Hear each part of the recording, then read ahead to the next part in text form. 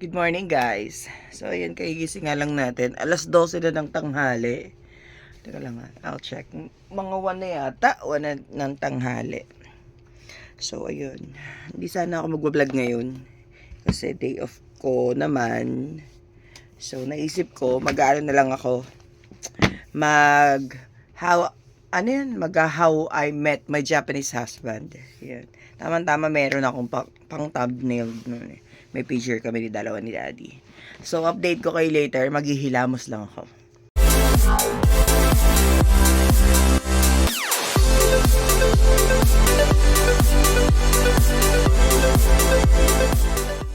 So, ayun guys, kagigising ko lang. Gabi na. Gabi na talaga. Hindi kasi may ginawa rin ako kanina. Tapos nung pagkatapos, ayun, inantok ako. Hindi ko na kayo na-update kasi nga, hindi ko rin alam kung paano ko umpisahan tong vlog na to eh. Kung paano ako magkukwento, kung paano ko siya i-insert, ganun. Kaya ayun, later na lang ulit. Talaga, mag-update na ako. So, ayun guys. Yun nga, kakain muna ako. Joke lang, mamaya na. Ang tag nito, nagkakilala kami ng asawa ko noong 2001. Nagpunta kasi ako dito sa Japan when I was, English. 16 years old ako. 16 years old ako noon, pumunta ako ng Japan. Tapos, kasi matured yung, itsura ko eh. Matured yung itsura ko. Tapos matangkad pa ako noon. Matangkad ako noon. Ayun. Tapos yun nga, nagpunta ako dito, 6 month lang yung visa ko. Entertainer. Kasi uso yung, tag nito, yung Japan noon eh. Usong-uso talaga. Tapos dinaya yung yung edad ko, ginawang 21 years old. Tapos hindi sa akin yung pangalan na ginamit ko, ganun. Basta sauluhon mo lang yun noon. Mahirap siya na kasi for me talaga, mahirap. Kasi 16 lang ako, ano bang tag nito, ko doon, di ba? Wala pa akong alam sa pagkatrabaho. Ano pa lang ako noon eh. Second year high school. Tapos yun nga, nag-audition ako sa Pilipinas. Hindi naman totally audition kasi bago nangyari yun, bago ako makapag-Japan, nag-away kami ng lola ko noon eh. Tapos lumayas ako sa amin. Ako, barumbada akong bata, no? Noon talaga, nakikipagbubugan ako kahit saan. Kaya yun, nag-away kami, nag-away kami ng lola ko, yan. Nagkasamaan, sumama yung loob ko, tumakas ako, lumayas ako. Nagpunta ako ng Manila sa Recto. Doon yun nagsimula. Tingnan mo blessing in disguise din talaga yung pag-aaway namin ng lola ko noon. Kasi kung hindi kami nag-aaway ng lola ko, hindi ako nakapag-Japan. Oo, hindi talaga. Kasi yun nga, nung pumunta ako ng Recto, doon ako sa mama ko, tumuloy. Kasi nasa Manila na si mama eh. Doon siya, nagtatrabaho siya. Doon ako, yung pinagtatrabahuan niya, bilyaran yun ng kapatid ng lola ko, yung bunso niyang kapatid. Bali lolo ko yung may-ari. Doon nagbabantay si mama ko ng bilyar. Maraming bilyar table doon. 12 yata, basta yun. As yun, hanggang sa nakilala ko yung may pinakilala sa akin si mamang bakla. Sabi niya, nagma-manager nga daw yun sa promotion, ganyan. Tapos syempre, maganda ang ate nyo na on! Noon lang. Ayun, bata pa ako kasi, 16 lang ako eh. Tapos yun nga, inasikaso yung papeles ko. Pumunta ako ng promotion, tapos parang, hindi ako nag-audition eh. Pinili lang ako agad, on the spot. Tapos pwede na yan, aalis na yan. Napasikasuhin ng ganito. Ganon kaganda ang ate nyo. Ayun. Tapos pero kasi ako nun eh, morena. Morena ako nun, tapos yun, matangkad, ganyan, sobrang slim, ganon. Kasi yung bewang ko nun dati, 24, 25, ganon. Kasi dalagita eh. Yun nga, edi nung punta ako okay na, alis na ako. July 15 yata yun. Basta natandaan ko mga June or July yun eh. Hanggang 6 month yung visa ko. Punta na ako sa Japan. Wala talaga akong alam. Ang alam ko, singer ako dito. singer ako dito, yung kakanta ka lang sa stage, ganun lang. Wala talaga, as in. Ay, sabi ko sa'yo na pupunta ako dito sa Japan. Siguro magto 2 weeks na ako. Una, pagdating ko, saya-saya pa eh. Kasi pagdating namin dito, kinagabi, dumating kami mga tanghali yata. Kinagabihan, nagtrabaho na kami agad. Walang relax-relax na ganun. Trabaho na talaga. Tapos, edi, syempre, mga unang linggo, ganyan. Masaya pa. May mga naging kaibigan na ako, ganun. Tapos, yun. Siguro mga 2 weeks na ako dito sa Japan.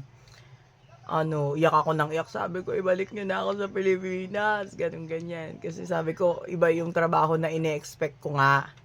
Yung bang usap ka sa hapon, ganyan. Tapos, wala silang pakialam kahit mahipuan ka nila, ganun. Siyempre, bata pa ako noon eh. Anong malay ko? Anong laban ko? Ganun.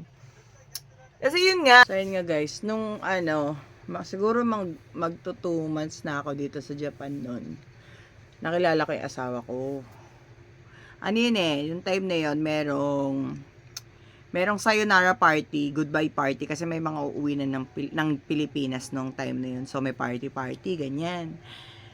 Kami nung kasamahan ko, dalawa lang kami. Yung iba, may mga customer na eh. Kami lang yung walang customer, yung isa kong kasamahan. Tas ako, kasi ang rules dun sa trabaho namin, pag wala kang customer, hindi ka pwedeng umupo. Yung parang, yung i-request ka. Ganun. Syempre, wala kaming nakatayo lang kami dun. Naka-high heels pa ako. Naka-high heels kaming dalawa. Tapos biglang bumukas yung pintuan, kasi pintuan, yung pagbukas ng pintuan, kasi nasa harap kami ng counter. Tapos yung pinakadulo nun, pintuan na papasok dun sa trabaho namin. Tapos mga table, ganyan. Kasi pagbukas ng pintuan, may pumasok, hindi pa yung asawa ko nun eh. Yung pumasok, medyo chubby siya na ng lalaki. Tapos, tumingin siya dun sa likod, sabi niya, para siguro sabi niya, halika na, ganon. So, pagpasok ng asawa ko, sabi ko sa inyo, tinakbo ko talaga. Tinakbo ko talaga yun. Naka-high heels ako. Sabi ko sa'yo, ganun yung high heels ko. Takbo ko talaga yun. Sabi ko dun sa kasama ko, yung gwapo ha! Bata pa lang ako na 16 years old. Yung asawa ko nun, nasa 20 years old na siya. Kasi 4 years yung tanda niya sa akin. Bawal din yun eh. Dapat nasa 21 years old ka bago ka pumasok ng club. So, pag first time niya rin doon sa club namin, first time niya pumunta ng club, ganyan, sinama siya ng kaibigan niya, first time niya, ganun. Umupo ako sa tabi niya. Kasi nagpakilala kami, ganito, ganyan. Sinabi ko talaga sa kanya kung ilang taon ako, totoo. Doon niya nagustuhan, doon niya ako nagustuhan, kasi nga, totoo daw ako, ganyan, ganyan. Sabi ko, alam ko, bata ka rin eh, sabi ko sa kanya. Kasi itsura niya lang, talagang, hindi naman mature, ganyan. Yun, sinabi niya rin sa akin na 20 years old siya, ganun. Hanggang sa, yun nga, pagkatapos nun, meron kasi dun sa trabaho namin na kada isang linggo, kailangan magkaroon ka ng 20 points. Yung 20 points na yon, makukuha mo yon kada point sa customer na dumarating, na nire-request ka, ganun yung rules. Kada isang oras, isang point, ganon. Di yun. Meron akong nakipag-away kasi ako sa trabaho. Sa katrabaho ko noon. Pala-away ako eh. Hindi ako nagpapatalo. Ganun. Di nagkaroon ako ng penalty. Tama-tama nga, nakilala ko yung asawa ko. Yun, biglang tinulungan niya ako sa points na yun. Pag nakipag-date ka sa customer, kasi uso yun eh, pag nakipag-date ka sa customer, ganyan, bigyan ka ng 5 points. Binuo niya yun, 21 points, binuo ng asawa ko yun. 1 week, araw-araw siyang pupunta ng trabaho namin. Kada isang gabi, 2 oras, ganyan, 1 oras, 2 oras, ganun. Pupunta talaga siya araw-araw. Tapos pagpupunta yun, magkisigawan yung mga kasamahan namin. So, kasi pangalan ko Honey. Honey, yung asawa mo! Ganun. Pero hindi pa kami mag-asawa noon. Yung parang may tawagan kasi dun sa mga sa mga club, ganun, may honey ko, asawa ko, ganyan. Mga baby ko, gano'n. May mga ko sa dulo. Ganun yung usong tawagin. Kahit sa Pilipinas, di ba, ganun din. Tapos yun nga, hanggang sa tumagal kami ng asawa ko. Tapos, may time na may time na nagka-trouble ako. Kasi, dumating yung asawa ko noon, dumating yung asawa ko noon, wala masyadong customer, isang oras lang yata siya noon, dumating siya. Pero boyfriend ko pa lang siya noon.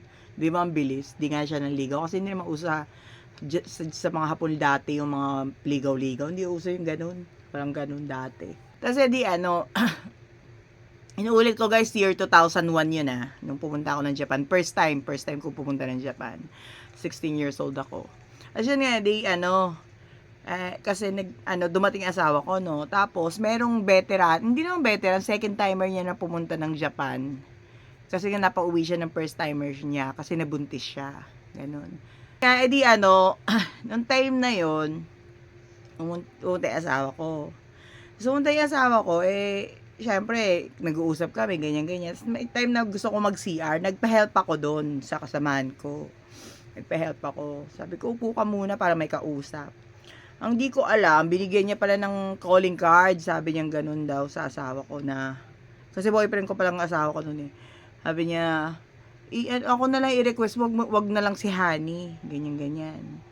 Di syempre, pagbalik ko, parang walang nangyari. Nagpasalamat pa ako dun sa babae. Kasi dito sa Japan, pag sa club ka nagtatrabaho, uso ang siraan, uso ang agawan ng customer, ganyan. Kahit boyfriend mo na yun, aagawin pa rin ng iba. Ganun yung mga ugali ng iba. Ganun. Kaya madalas nang gaaway. Hindi sa naninira ako, ganun talaga yung reality. Ganun. Tapos yun. Pagkaupo ko, pagkabalik ko dun sa asawa ko, sabi niya sa akin, Honey ko, sabi niya gano'n. Nagsumbong siya, sabi niya, binigyan ako ng calling card, ganyan, siya na lang i-request ko, gano'n. Ay, sabi ko sa'yo, nagpintig yung ko talaga, tenga ko Tumayo ako agad, sinapa ko yung baba. Sinapa ko talaga. Oo, sinapa ko siya. Di nagkagulo na, no? Nagkagulo na. Tapos yun, pagkatapos sa trabaho namin, dumating yung boss namin, si Boss Kawai, si Sacho, yung Sacho namin. Kinausap ako, binigyan ako ng penalty. Sabi niya, pag hindi mo nabuo yung 50 points sa isang linggo, papauwiin ka to ng Pilipinas. Sabi ko, paano ko bubuuin yun? 50 points. Sabi ko, wala naman akong customer. Kasi ang customer ko, asawa ko lang. Tapos meron pa isa yata, si Yamada-san. Kaso yung Yamada-san na yun, hindi naman siya masyadong pupunta sa club. Tapos yung ibang mga, mga customer na dumarating na mga bago, ayaw nila sa akin kasi mukha daw akong yung matapang. Tapos kahit na daw naka-high heels ako, siga pa rin ako maglakad, ganun. Kaya nabansagan ako Yankee. Yankee kasi means the gangster, ganun. Kaya yun, simula nun, sinabuhay ko na siya. Sinapangalan ko na siya. Yankee na rin yung talagang marami nakakilala sa akin. Kaya yun, simula nun, hindi ako nakapag siguro kinukulit ko yung asawa ko nun, tawag ako ng tawag sa kanya, kaya mo bang buhayin, ganyan. Tapos ang nangyari, sabi sa akin ng asawa ko, English pa yun kasi wala akong alam sa Japanese Ang alam ko lang 5 salita nang pumunta ako dito sa Japan. Kasi sabi niya sa akin, nagsasalita siya ng English. Hindi siya fluent mag-English pero nakakaintindi naman, maiintindihan mo naman. Sabi niya, wag ka na dyan sa trabaho niya, hindi ka bagay dyan. Sabi niya gano'n sa akin. Yun, syempre, bata pa ako noon, sumama ako sa kanya. Nagtanan kami. Siguro mga 4 months na ako sa Japan noon. Nagtanan kami, tinakas niya ako madaling araw. Yung sasakyan niya pa naman yung yung Camaro na red. Camaro siya na red. Tas sobrang ingay. Talagang brum, mga ganon. Sabi ko nga sa kanya, wag ka magpa-parking dun sa tapat ng club namin kasi malalaman na siya yun Kasi pag dumarating yun sa club namin yun, talagang ingay nung sasakyan niya. Hindi yung tinakas niya ako. Una mo na ano, madaling araw kasi doon muna kami sa hotel nagstay kasi nga tulog yung magulang niya. Tapos kinabukasan, dinala niya ako sa bahay. Pero bago pa yon, pinakilala niya na ako sa nanay niya eh. Pinakilala niya na ako sa magulang niya. Bago pa, nung unang date namin, pinakilala niya na ako. Di ba, mahal na mahal agad. Sabi sa akin nung nanay niya noon, sabi niya first time daw ng anak niya magdala ng babae sa sa bahay nila. As yun nga, kaya kilala na ako nung nanay niya. Pero hindi naman in-expect ng nanay niya na, dito, itatanan ako nung anak niya. Ang ganda. Ang ganda ko talaga. Kaya yun, dinala niya ako sa bahay nila doon, pinay-stay niya ako doon sa bahay nila. Doon kami sa kwarto niya. Kasi up and down yung bahay nila. Tapos kinagabihan, hindi ko alam yung pag-uusap nila eh. Pero, ang nasabi sa akin yung, nag-family meeting sila doon sa baba ng bahay. Pero ako nasa taas lang. Ang sabi lang sa akin ng asawa ko, hindi daw kami pwedeng magsama hanggat hindi kami kasal. Ganun. Tapos, syempre, pinagpatuloy pa rin namin yon, doon pa rin ako nakatira sa kanila. Pero may visa pa ako nun kasi hanggang December 15 yung visa ako eh. Tapos, siguro mga 4 months na ako sa, Japan, nung nagtanan kami, nagtumakas ako doon sa club namin. Talagang first time ko lang sa Japan, hindi ako naka second time, third time, hindi ako veterana talaga. Tapos yun, may time na kami ng asawa ko eh. Gumala kami, mag-boyfriend, girlfriend pa lang kami. Magka-live-in kami, ganyan. Nahuli ako ng boss ko. Nakita niya ako. Yung manager ng club namin, tapos yung boss ko, nakita niya ako. Tapos yung boss ko kasi sobrang bait nun. Tapos ako yung pinakabunso dun sa club namin. Ang sabi niya dun sa asawa ko, tutulungan kitang, makapunta ng Pilipinas. Basta, tulungan mo rin si Hani, kasi ako ngayon, pangalan ko nga Hani, tulungan mo rin si Hani na makauwi ng Pilipinas, makabalik ng Pilipinas, tsaka kayo magpakasal, kung gusto nyo magpakasal, ganun. Magaling magtagalog yung boss ko, pinaliwanag niya sa akin. Pero mga one month, mahigit 1 month din ako nakatira dun sa bahay ng asawa ko. Tapos yun nga, nahuli ako, kinulong ako sa parang office, ganun, ako lang mag-isa doon, nakakatakot talaga. Doon ako nagpasko. Doon ako nagpasko, tas December 28 ako umuwi, sa Pilipinas na ako nagbagong taon. Iyak ako ng iyak noon kasi wala kaming contact nung asawa ko, kasi nga bawal. Tapos yung mga gamit ko daw, binigay daw nung asawa ko doon sa promoter. Tapos yung promoter, hindi binigay sa akin. Ang dami ko mga gamit nun. May mga alas pa ako.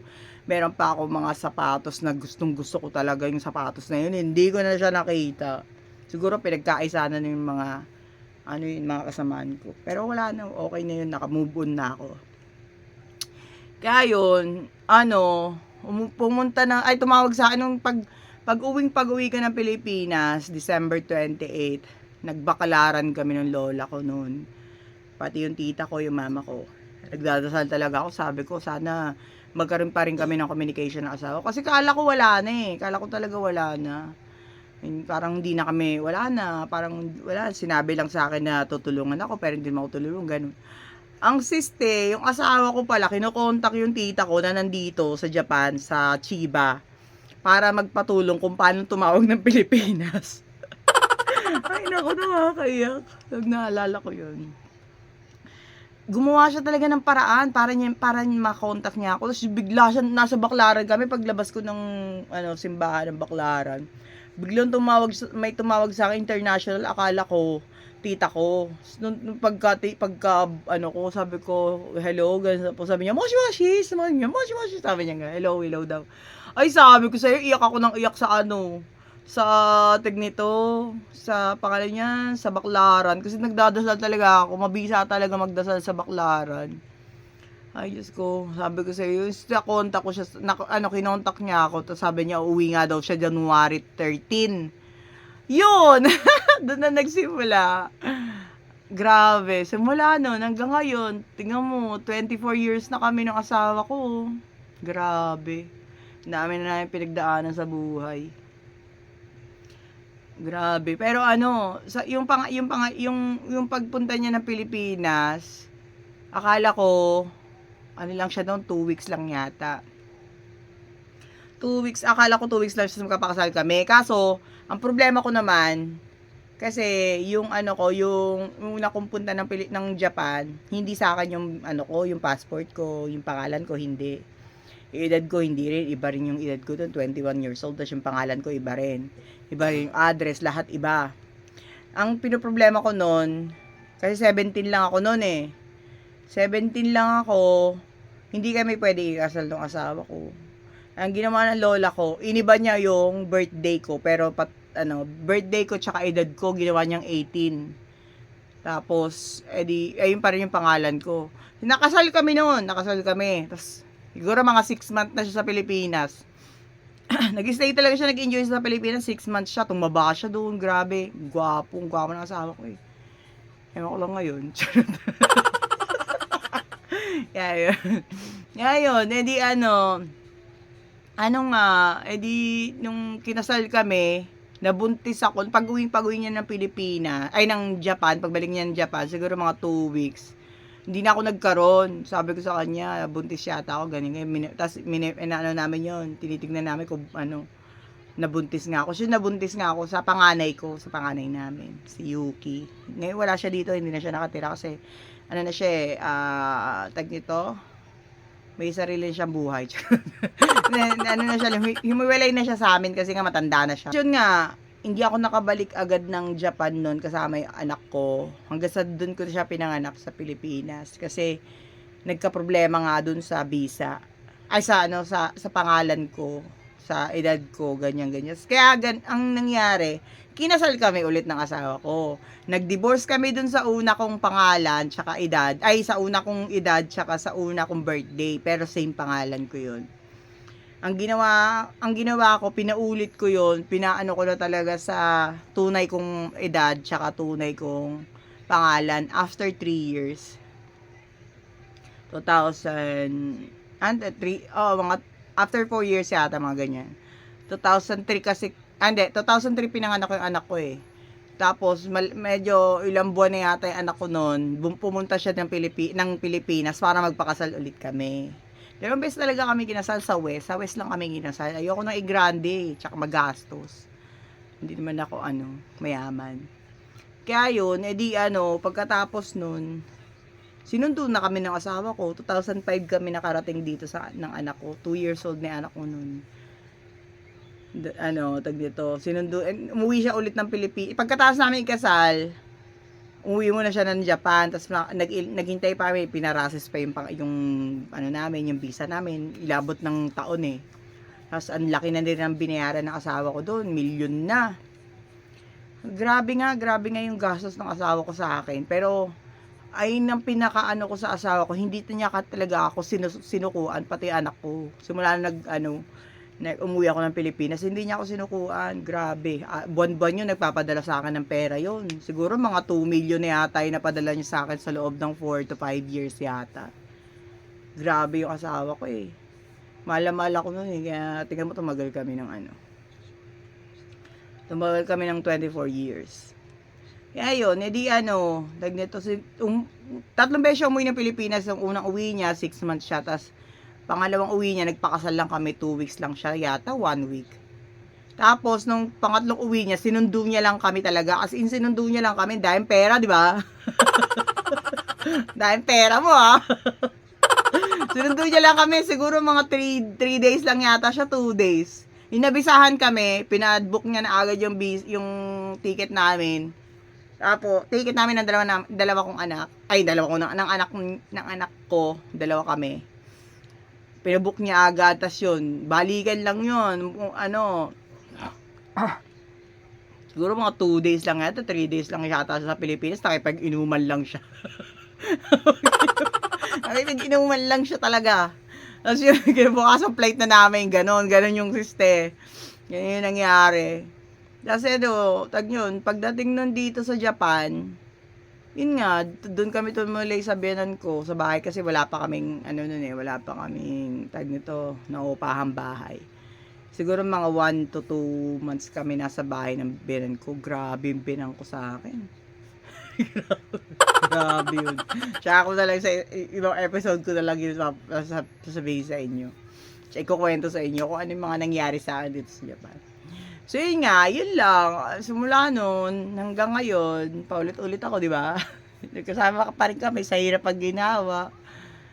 Ano, kahit na wala kaming pera. Noon, wala kaming pera talaga. Wala talaga. Kasi nga naubos simula nung nahumaling siya sa akin eh. So, wala na in love yun sa akin. Naubos yung ipon niya. Kasi nga, grabe ang gastos. Pag, banyaga yung napangasawa mo. Grabe. Kasi may anak pa kami. May nag-comment dun sa aking last video. Yung kaibigan natin, yung utol natin na taga Chiba. Sabi niya, pa-shoutout daw dun sa asawa ko. So, papa-shoutout natin siya kay Daddy later. Muriyari. Yung by force. Ipo-force natin siya para mag-shoutout.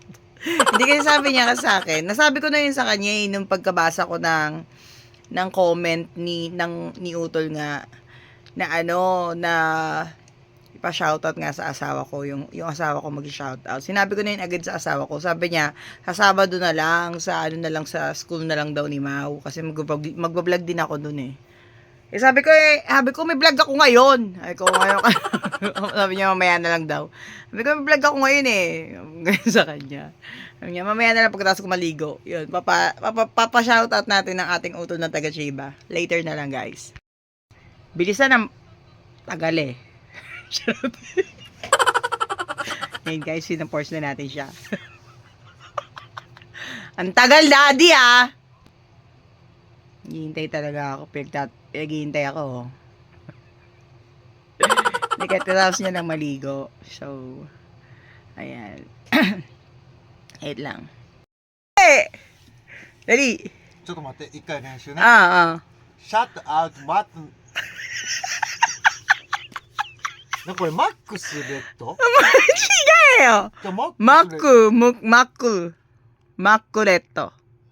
マックレットでしょ、すが入ってる、入ってんのケースバー。一回練習するよ。シャットアウト、マック。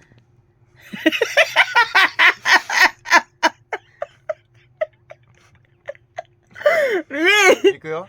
シャットアウト、マックレス。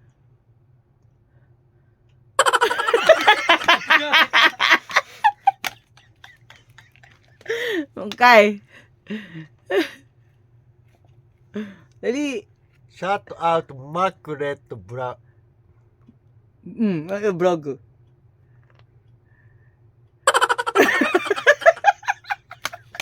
Game, gambatte, papa. Shout out Mark. なんでそこだからマックって言うとマクドナルドって言っちゃいそうなの。マックちょっと待って、これミスに言うよ。いくよ。シャットアウトマクドナルドね。ほらマクドナルドって言っちゃうね。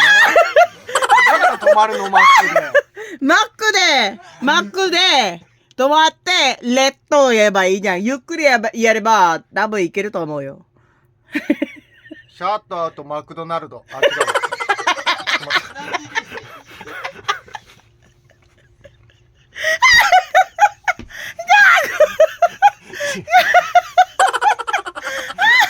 じゃあマックって言うとマクドナルドって考えるの。あ、いい。シャットアウトマック。レッド言えば。レッドね。オッケー。ブログね。オッケー。シャットアウトマックレッドブログ。元気でね、頑張って。あ、もう一回、それで。シャットアウトマックレッドブログ。元気でね、頑張って。Ayun, yun lang. Dito ko natatapusin ang aking vlog for today. I hope you like it. Kahit magulo yung kwento ko. Ayun, ayun yung mga nangyari, kung paano ko siya nakilala, kung paano ako nakarating dito, anong mga nangyari sa amin nung mga kabataan pa na, mga batang age pa kami, ganun. Don't forget to like, share, and subscribe and hit the notification bell para updated kayo sa mga bagong vlogs na i-upload ko. Bye guys. God bless.